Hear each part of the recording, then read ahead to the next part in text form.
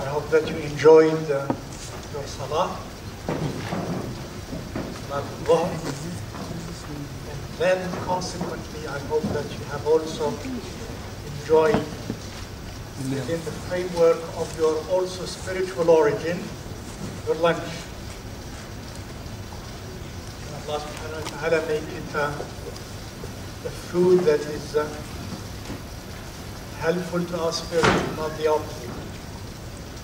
So let us continue, inshallah, where we left off. Bismillah. Walhamdulillah. Wassalatu wassalamu ala rasulillah. Wa alihi wa sahbihi wa man walah.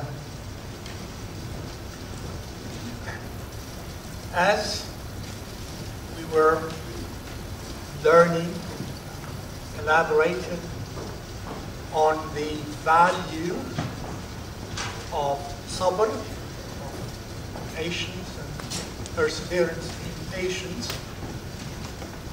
drawing from, as we mentioned, our spiritual origin, which mostly identifies our insaniya, our humanity, and that consequently we need to promote and preserve and cultivate our spiritual identity, and that in not doing that we are lowering and abasing ourselves to the level of bahima, the level of wahiyya, by not doing that. As we also were mentioning that when the call inside of me of ad-deen and of al-aql overwhelms and wins over the call inside of me of shahwa and hawa, passionate appetites and personal, individual, selfish inclinations, when that one overruns the second one, then I am a sabr, and I have then preserved my original insani identity. And thus, every time I succumb to the call of the shahwa inside of me, the bahima inside of me, or the hawa inside of me, the inclinations that are non-shari, such as inclinations that could be evil, could be devilish. When I incline to those and the call of those overruns the call inside of me of the aql and deen, then I lost my insaniyah and I have lowered myself to bahima or to wahsh or to even shaitan. Right? Example, I ask you for an example. How would I lower myself to the condition internally, in reality, of a shaitan when I don't have sabr? In view of what we've been saying so far. If you didn't eat too much, you're still aware. If you ate too much, you're not going to be able to answer this question.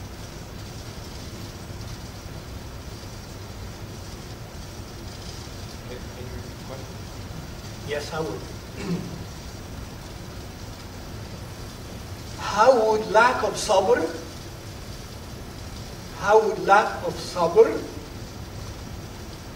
be, in an example that I'm asking you, in an example, be me having succumbed to the personality of a shaitan inside of me? Yes.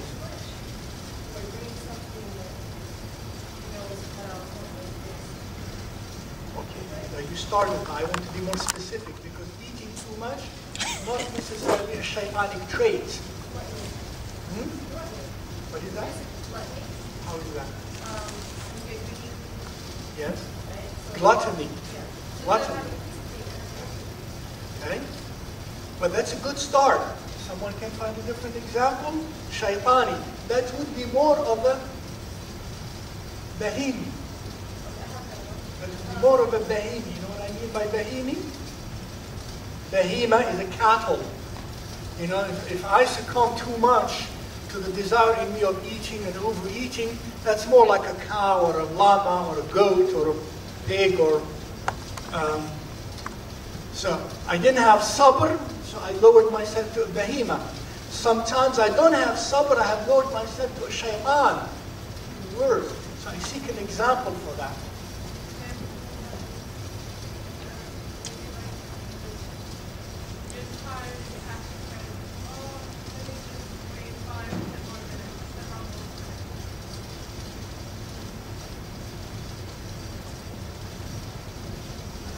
Okay. How will that be shaytani?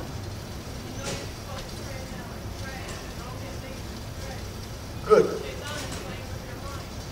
How is that shaytani trait? It's wrong, yes, indeed. It's wrong, yes. Why would it be shaytani? Why not cattle?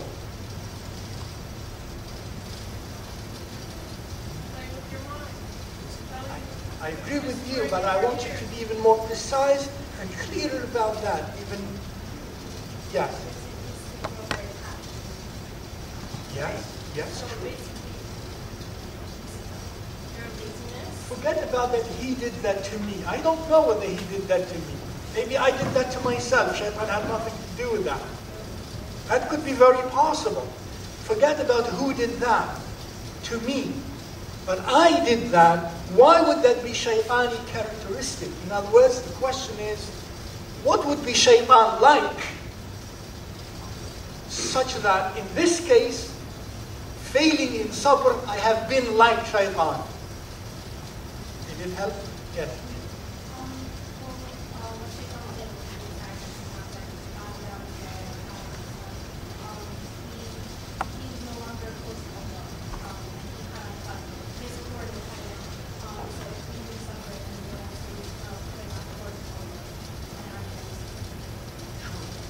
An example?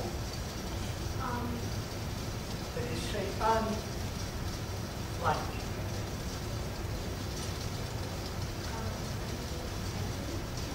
Okay, go.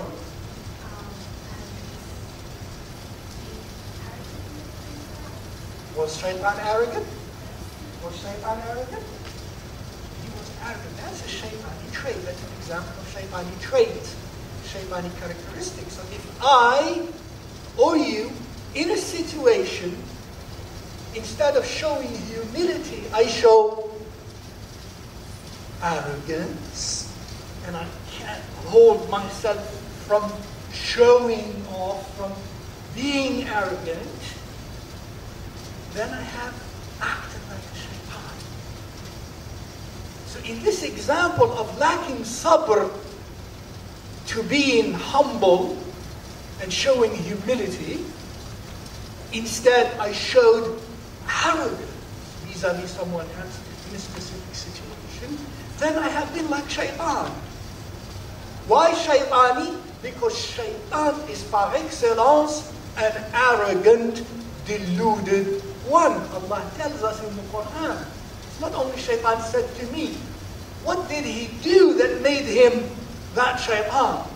What he did, he disobeyed Allah on account of what? Huh? Arrogance. He said, خَلَقْتَنِي مِنْ نَارٍ وَخَلَقْتَهُ مِنْ طِينٍ. Allah says, إِلَّا فَسَجَدُوا إِلَّا إِبْلِيسَ أَبَى وَاسْتَكْبَرَ وَكَانَ مِنَ الْكَافِرِينَ. Except Iblis refused and he was arrogant. So when I show arrogance in the face of possibly showing humility, then I have lowered myself status to the level of a shaitan. So lack of sabr can lead me to being arrogant, to being deluded, to being shaitan. And all the characteristics you know of shaitan. If I succumb to the call of those inside of me, instead of the call of the opposite virtues, I have been in reality, not in appearance, like a shaitan will be having that. What are some other characteristics that are shaitan-like? besides arrogance and delusion? In all of that, in that description is, he was self-conceited. He was self-conceited. He was self-admiring. What else is shaitani? Yeah, which is self-conceitedness, false pride, delusion. What else is shaitani? Think of that. In general, because disobedience is so much. In general, indeed, deliberately disobeying Allah Azza wa Jal is shaytan. So when I deliberately disobey Allah Azza wa Jal, and knowingly I have sunk to the level of the shaitan, I lacked sabr to the contrary. Because the drives inside of me, my personal nafsani drives, were towards the opposite vices of disobedience. So I have, subhanAllah, it's like a shaitan. What else? So, disobedience in general, specific examples that are shaitani types of disobedience. Now, vindictiveness. To be vindictive and vengeful. Indeed, how is that? Why was shaitan vindictive and vengeful? Did Allah tell us something about that? Yes, what is it? Allah tells us in the Quran about how shaitan said, I will take the righteous people. Right. On account of Allah subhanahu wa ta'ala ordering him and all to show respect to Adam, I'm going to spend the rest of eternity that you give me until the end of the world to make sure they live miserably in this dunya and in akhirah. That's vengefulness and vindictiveness. What else are characteristics of shaitan? Well, versus what? What would have been the opposite virtue? What would have been virtuous that he didn't do instead? That he humbles himself. That he accepts. That he sees good in Adam. Instead of being vindictive, that he should repent and recognize and confess, rather than the opposite. What else is shaitani characteristic? And therefore lack of sabr towards the opposite. This is all sabr because we're talking about lack of the drive inside of me of good and of deen and of wise reason is defeated. And therefore I act either as a cattle, or as a predator, or as a shaitan. Examples again? Letting your anger guide your actions. Similarly, vindictiveness, vengefulness, letting your anger guide your action. Indeed, that is usually we talk about that as predatory. Segue, that's what a hyena does. That's what a wild dog does. Because there is nothing inside of them of a drive to the contrary. But shaitani is an example, for instance, of sowing seeds of animosity. Tendency to sow seeds of animosity between people. That's shaitani. That's a shaitani type of disobedience. A cattle doesn't do that. Even a predator doesn't do that. That's a shaitan. Sowing seeds of animosity between people. Wanting to be master and lord and the head of everybody else. That's very, very shaitani-like. Etc. So every time the call inside of me of aql and deen is defeated by the call inside of me of shahwa and hawa, I do not have sabr, and depending on what kind of defeat or violation I have committed, I have sunk to the level of either a cattle, predator, or a shaitan, or a devil. That's why, again, sabr is very important. It's very truthful. I cannot be truly human, insan, if I do not have sabr, my dear sisters and brothers. Again, we can speak now at this point of different categories or different manifestations of sabr relative to what we do in our relationship with Allah subhanahu wa ta'ala. Sabr is required in all of those. First, keep this in mind. I need to have sabr, as we say, as the ulama say, draw it from the Quran and the Sunnah of Rasulullah sallallahu alayhi wa alihi wa sallam. Sabr in the face of obedience of Allah Azza wa Jalla. But we express that in Arabic as saying, as-sabru ala ta'at. Number one. Number two, sabr vis-a-vis disobedience of Allah Azza wa Jalla. We say, sabrun ani al-ma'asi. Thirdly, sabr vis-a-vis challenges and difficulties and pain and suffering and harm that befall us or fall around us. الصبر على الأذى. الصبر على الأذى.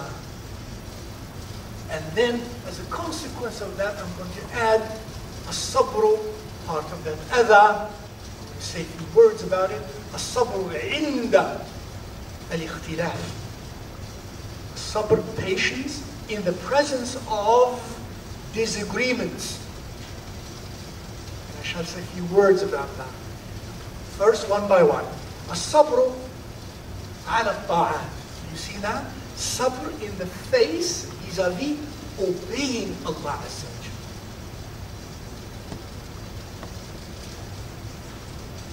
What does this mean? From what we said. How can you put it in your own words? How does sabr ala ta'at manifest itself?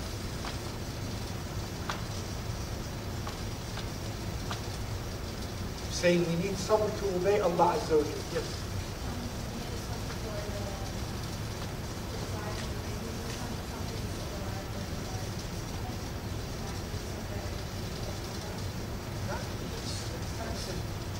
That's simple. Because when there is an order from Allah Azza wa Jalla, when He subhanahu wa ta'ala loves us to do something or loves us not to do something. Because everything that Allah commands us to do or commands us not to do, He loves that we do that, or He loves that we do not do that which is bad. Remember that. And every command of obligation or of recommendation is a command of love from Allah subhanahu wa ta'ala. Are you with me?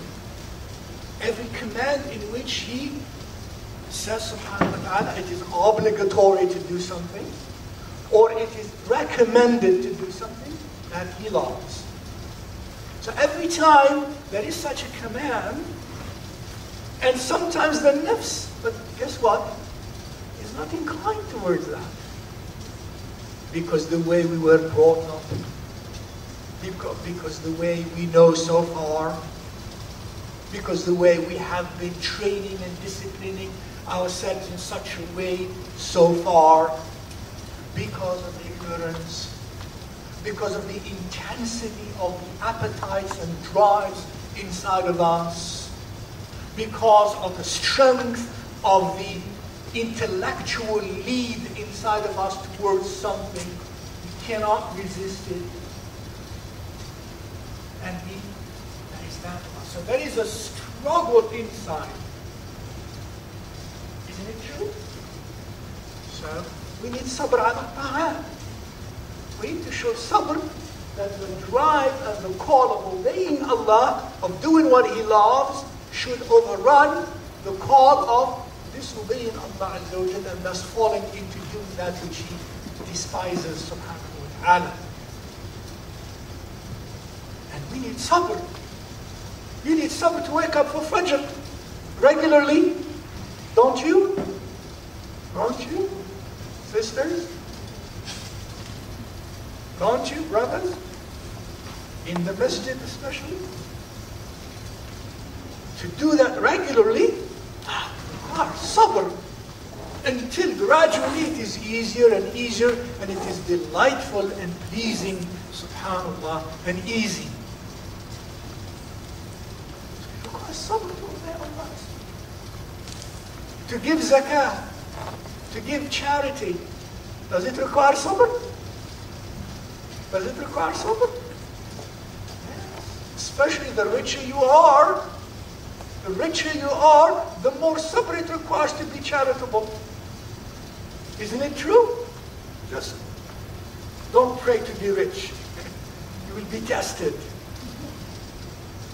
Because if you have $500 as your capital, at the end of the year, you don't have to pay zakah.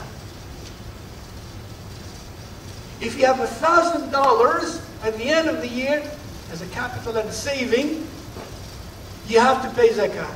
And it's $25 only out of $1,000. But if you have $1 million, it is $25,000. Oh, I'm going to give $25,000 just like that? A struggle inside. If you had $100 million, how much do you have to give? $2.5 million of zakah. Oh my God. The nafs would say, it's more difficult for the nafs to obey Allah. Obeying Allah is sometimes for the nafs, not for the pure, beautiful heart. For the nafs, it is a road uphill. It's a road uphill. It's against the hill. It's against the hill. Except in physical space, we walk physically uphill. In the realm of the nafs, uphill means what? Means battling against the passions and the drives and the ahwa inside of us of the nafs. That's the uphill battle.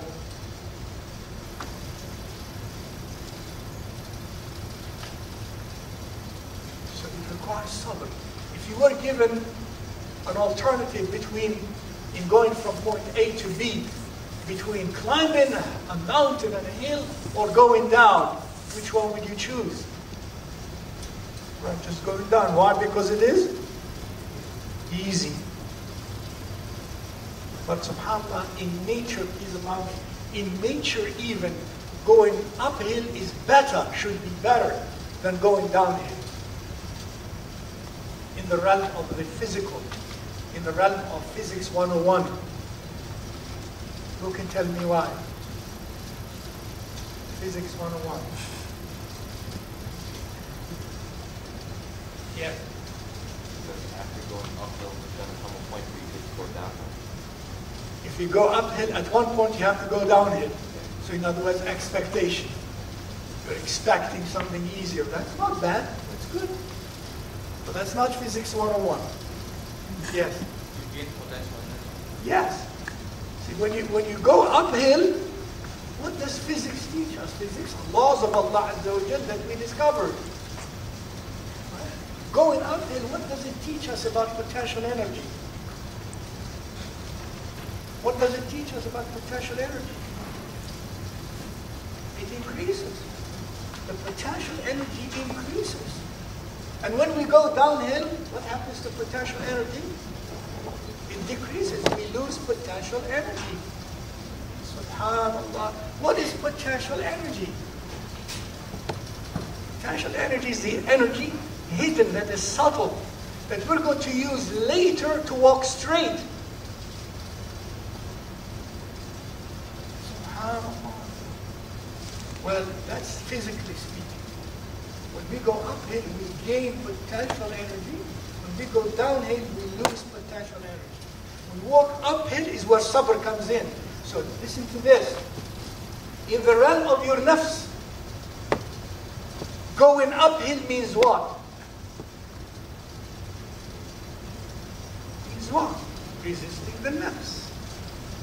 Not falling into what the nafs tells you to do or not to do. So you resist it. You resist it. That's climbing upward against the nafs, the drive of the nafs. It is difficult. It is intense indeed, but it increases your potential energy. What is potential energy in the realm of the nafs? You have to be a little imaginative. What is more subtle than the nafs? What is more hidden than the nafs? First of all, what is apparent than the nafs? The physique, the body, matter. The nafs is one dimension hidden. What is even more hidden than the nafs?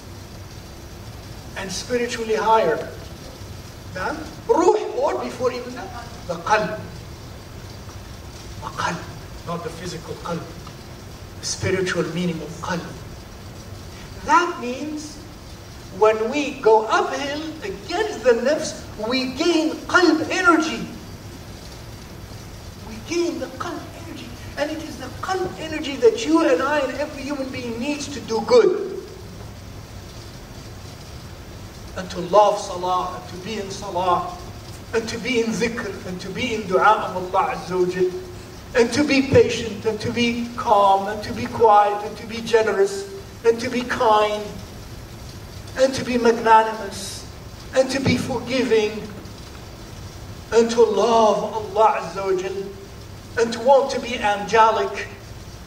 We need qalb energy. Subhanallah. Going against the nafs increases the potential energy at that level, increases qalb energy.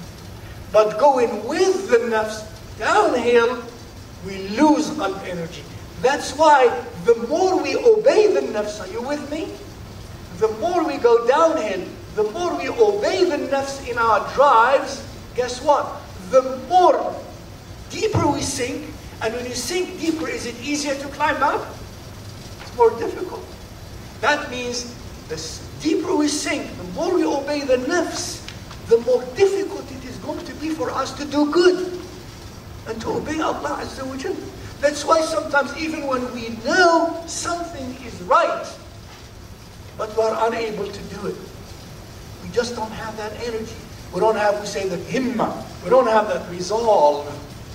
We seem not to have it. We say, I don't have that iman, this and that. Because I have accustomed my nafs to a downhill road, and I lose spiritual energy.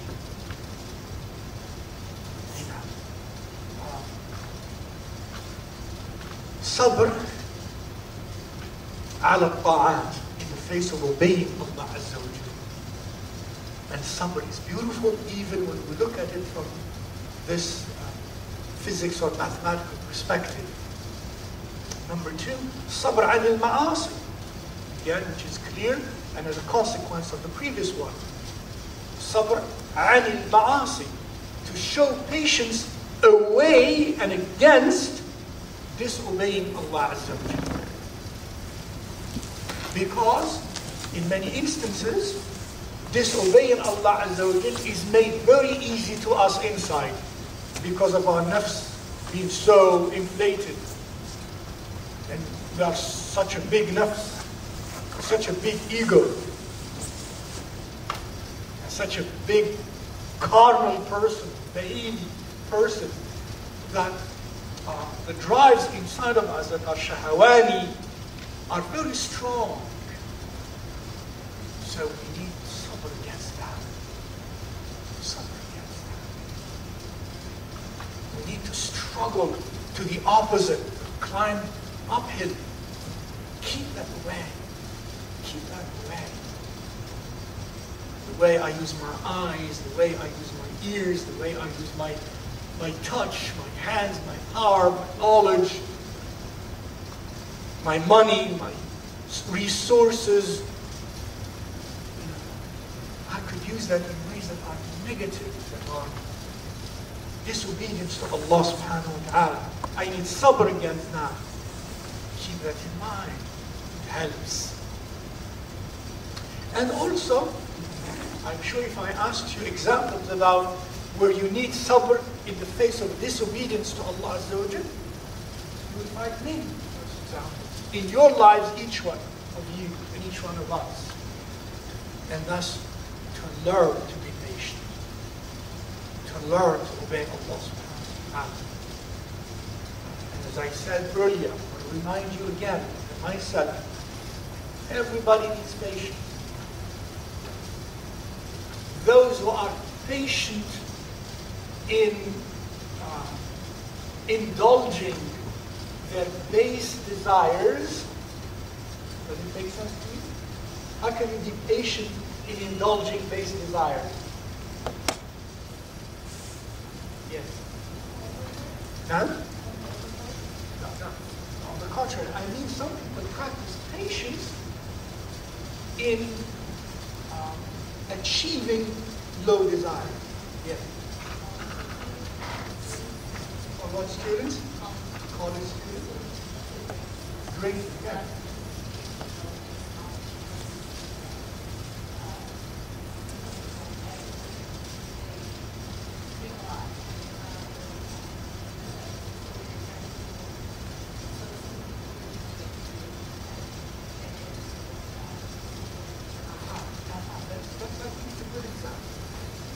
Some people, in order to fit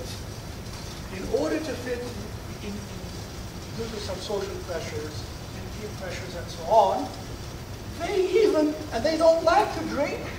It hurts them. They vomit. Terrible. But they practice sabr in doing all of that.